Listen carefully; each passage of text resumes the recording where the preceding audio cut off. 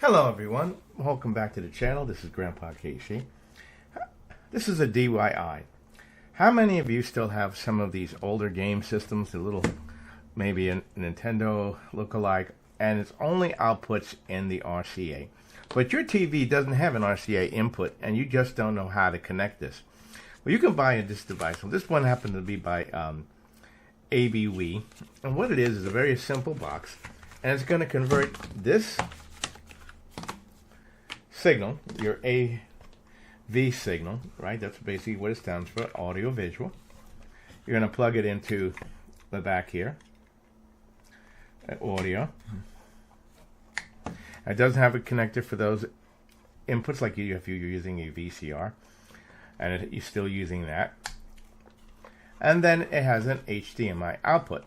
Now, what's nice about this also, it's powered by USB power. It comes with the cable, and then depending upon your TV, you're going to set this to 720 if your TV is 720 or 1080p, and now you'll be able to play your video games or anything else that uses AV on your newer TV. I hope this has been helpful for you. This is your Grandpa KC. I will leave you the link where you can find this on Amazon. Please use the link.